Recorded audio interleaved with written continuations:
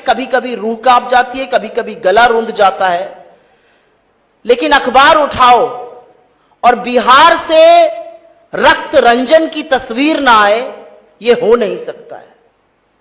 2025 का यह वर्ष है, आजादी के 7 दशकों से ज्यादा बीत चुके हैं और आज भी दिन दहाड़े हत्याओं का सिलसिला बिहार में जारी है। असलियत यह है कि बिहार की हत्याओं से यह देश दहला हुआ है और बिहार में न सिर्फ कारोबारियों की, जिस पर अभी मैं विस्तृत चर्चा करूंगी, लेकिन जो महिलाओं के साथ हो रहा है। मैं बोल नहीं सकती हूं कि जब मैंने मुजफ्फरपुर की उस खबर का पढ़ा जहां पर 20 चाकू एक बेटी को मारे गए और वो 8 घंटे तक अस्पताल के बाहर पटना में इंतजार करती रही इलाज का और उसने दम तोड़ दिया, क्या बीती होगी इस देश की आधी आबादी पर। क्या यह देश महिलाओं का नहीं है? क्या यह देश आपकी बेटियों का, आपकी बहनों का, आपके घर की महिलाओं का नहीं है?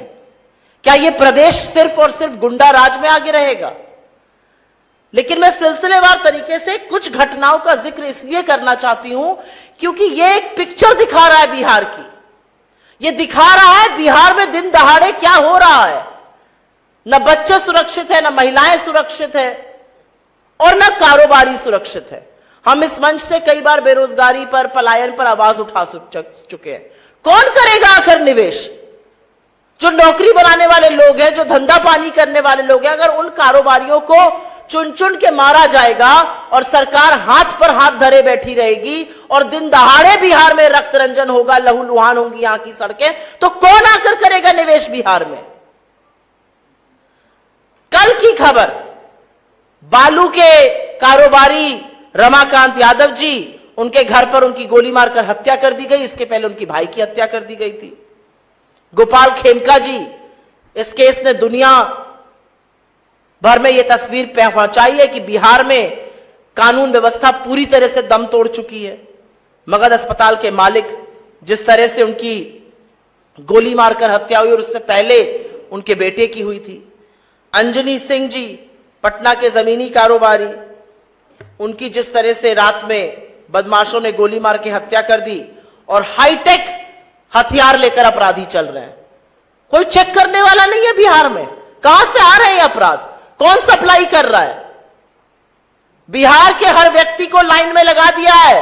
अपना प्रमाण पत्र दिखाओ, अपनी पहचान दिखाओ, अपनी नागरिकता सिद्ध करो। लेकिन अपराधी बेधड़क है, अपराधी बेखौफ है, अपराधियों के पास हथियार कहां से आ रहे हैं यह पता ही नहीं है। रजी अहमद उर्फ नन्नू मियां, मालेगांव के रहने वाले जमीन कारोबारी, उनकी हत्या। विनय गुप्ता जी, किराना व्यवसायी, नवगछिया बाजार में उनकी गोली मारकर हत्या। रमेश चंद्रा जी, मार्च में मुजफ्फरपुर में मिट्टी के कारोबारी, उनकी गोली मारकर हत्या कर दी गई। संजय अग्रवाल जी, नामी ज्वेलर थे, उनकी दर्दनाक मौत हुई क्योंकि गोलियों से उनको भून दिया गया था। सुरभि, जो एशिया अस्पताल की संचालिका थी, उनके चेंबर में घुसकर उनको गोली मारी गई।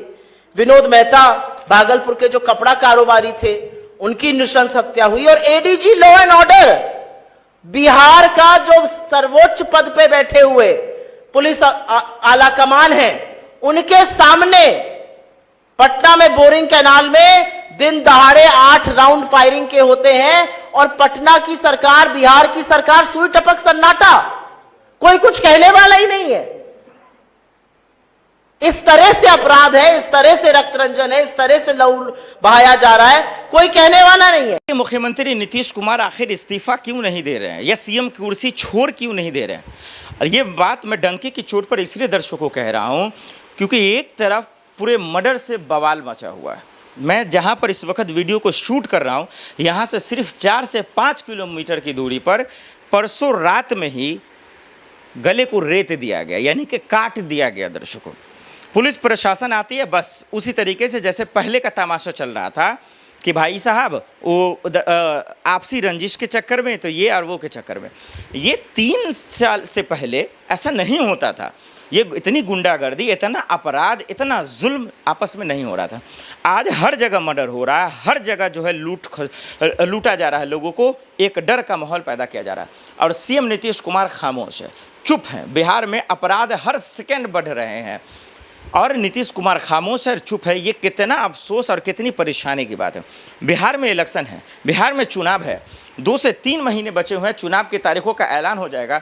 ये चुप्पी क्यों है, ये सन्नाटा क्यों है, ये बेईमानी क्यों है, ये नीतीश कुमार से सवाल पूछा जा रहा है। इंडिया गठबंधन की तरफ से सुप्रिया श्रीनेत, पप्पू यादव, तेजस्वी यादव और राहुल गांधी, तमाम लोग सवाल पूछ रहे हैं। इंडिया गठबंधन का हर एक नेता पूछ रहा है, लेकिन एनडीए की तरफ से सब लोग चुप हैं। सब अभी भी उसी डंके की चोट पे कह रहे हैं कि कुछ नहीं हो रहा। ऐसा अपने आप को दिखा रहे हैं कि जैसे कोई गुनाह किया ही नहीं है, कुछ गलती हुआ ही नहीं है। लोगों को बेवकूफ़ बनाना बंद कीजिए नीतीश कुमार जी, जवाब देने दीजिए और जिम्मेदारी लेने की कोशिश कीजिए। जो आप कर रहे हैं वो ठीक नहीं है, वो बिल्कुल गलत है। इस बात को समझिए और परखिए। ये क्या तमाशा बना दिया, ये क्या मजाक बना दिया दर्शकों, हमारा आप देखते हुए नजर आ रहे हैं। जरा सा देखिए ना क्या हो रहा है। अब देखिए कि कुछ दिन पहले मर्डर पटना में हो जाता है, फिर अभी देखिए पूर्णिया में जिंदा जला दिया जाता है, और छोटे छोटे जिलों के गांव में, छोटे छोटे गांव में चौक चौराहों पे आए दिन लूट खसोट हो रही है, मारपीट हो रहा है। किसी का कोई 10 लाख छीन ले रहा है, कोई 20 लाख, कोई किसी का मर्डर कर दे रहा। यानी कि एक डर सा खौफ का माहौल पैदा किया जा रहा है। कानून व्यवस्था पूरी तरीके से चरमरा गई है, पूरी तरीके से जो है ख़त्म हो गया। चिराग पासवान को जान से मारने की धमकी मिले, बम से उड़ाने की धमकी मिले। ये क्या कर रहा है आपका प्रशासन? नीतीश कुमार का प्रशासन क्या फेल हो चुका है, पूरी तरीके से ख़त्म हो चुका है? क्या पैसों पे बिक गया है क्या कानून व्यवस्था, या उनको चलाने वाले लोग? और नहीं तो फिर हो क्यों रहा है? क्या कोई जवाबदेही है या नहीं है? पटना में खुलेआम लोग जो है पिस्टल लेकर बाइक से जो है पिस्टल लेकर घूम रहे हैं। क्या पुलिस का खौफ नहीं है? क्या पुलिस का डर नहीं है? क्या वाकई में नीतीश कुमार जो है सिर्फ और सिर्फ नीतीश कुमार को क्या एक्चुअल में हाईजैक कर लिया गया है क्या?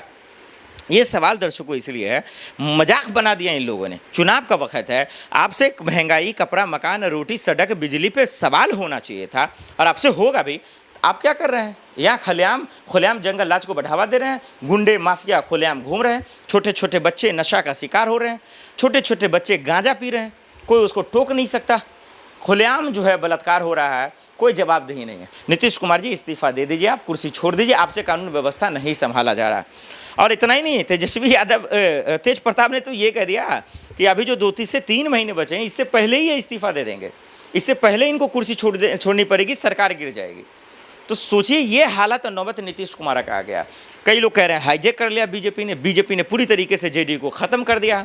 और कई लोग तो ये भी कह रहे हैं चुनाव के बाद जो है विलीन हो जाएंगे बीजेपी में। ये कितना बड़ा सवाल है दर्शकों, ये हम सबको समझने की ज़रूरत है। नीतीश कुमार को पता नहीं किस बात का डर है, किस बात का खौफ है। वो चुनाव में है भी नहीं, ये लापता है अचानक से। इलेक्शन कमीशन वाला इतना बड़ा आदेश आया, पूरा बिहार में हाहाकार मचा, उस पर भी चुप थे, उस पर भी खामोश थे। अभी मर्डर हो रहा है, हर जगह अपराध बढ़ रहे हैं, हर जगह जो है लोग किसी को मार रहा है, कोई काट रहा है, कोई किसी को गोली मार रहा है, कोई सब चुप है। क्या मजाक बनाकर रख दिया है। और अब जो इस बीच में सर्वे आ रहे हैं, लोगों के ओपिनियन आ रहा है नीतीश कुमार हार रहे हैं। आइए आपको हम सबूत के आधार पर दिखा देते हैं कि सर्वे में लोग तेजस्वी को सीएम बना रहे हैं, और नीतीश कुमार का हाल क्या हो रहा है, जरा देख लीजिए।